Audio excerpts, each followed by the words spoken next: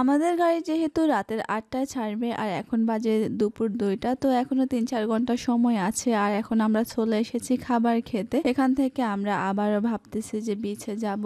না হয় এতক্ষণ বসে থাকা তো অসম্ভব, আর অনেক বেশি ঘুম আসতেছিল। তার জন্য ভাবলাম যে আমরা আবারও বিচে যাব। তো প্রথমে এখানে এসে আমরা খাবারটা খেয়ে নিয়েছি। খাবার খাওয়া শেষ করে আমরা আবারও গাড়িতে উঠে গিয়েছি। আমরা ভেবেছিলাম হয়তো বা বাস কাউন্টার আসলে, আর এখানে তো সবসময় বাস অ্যাভেলেবেল থাকে, না হয়তো আমরা সেখানে থাকতাম আর ওখান থেকে টিকিট কেটে এরপর আমাদের জন্য কাছে হয়তো আবার বিচে যাওয়াটা। এখন যেহেতু আমরা দূরে চলে এসেছি, তো আমাদেরকে আবারও গাড়ি ভাড়া দিয়ে যাওয়া লেগেছে, মানে আমাদের টাকাগুলো নষ্ট হয়েছে আর কি। যাই হোক, এই তো এবার আমরা চলে এসেছি কলাতলি বিচে। আর কলাতলি বিচে সবসময় মানুষ একটু কম থাকে আর আমাদের জন্য কাছে হবে, তার জন্য আমরা এখানে এসেছি। এখানে আসার পর তো আমি হাঁটতেই পারতেছিলাম না। আমার যে স্যান্ডেলগুলো কিনেছিলাম সেগুলো তো ব্যাগে রেখে দিয়েছি, যেহেতু আমরা এখন চলে যাব। এবার আমি এই জুতা পরে একদমই হাঁটতে পারতেছিলাম না, বালির ভিতরে বারবার আটকে যাচ্ছিলাম। আমরা যেহেতু ৪ জন মানুষ, তার জন্য 2টা করে 4টা সিটে আমরা নিয়েছি। ভাইয়া ভাবি ওরা রেস্ট নিতেছে আর আজহারুল আমাদের সিটে বসে আছে। আর আমি তো আপন মনে হাঁটতেছি, কারণ আমার একটুও বসে থাকতে ইচ্ছে করতেছিল না। এখানে তো অনেক সুন্দর সুন্দর ঘোড়া। আমি আজহারুলকে বলেছি আমি উঠবো, কিন্তু আজহারুল আমাকে উঠতে দেয়নি। ও বলতেছিল যে আমি নাকি পড়ে যাব। যাই হোক, ঘোড়াতে উঠা আর হয়নি। এবারে তো আমরা বেশ কিছুক্ষণ এখানে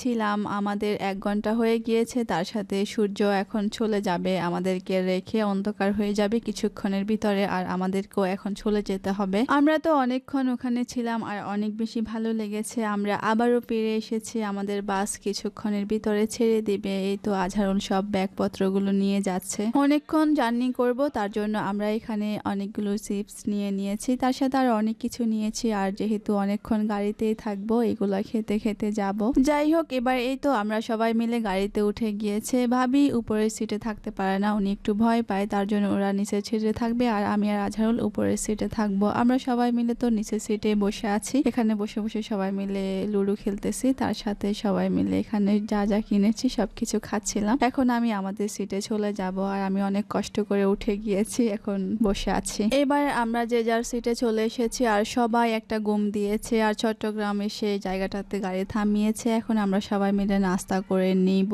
আর এখানে এসে আমরা যা যা খেয়েছি, এই রেস্টুরেন্টটা কিন্তু অনেক বেশি সুন্দর ছিল, ওদের কিচেন ওপেন ছিল।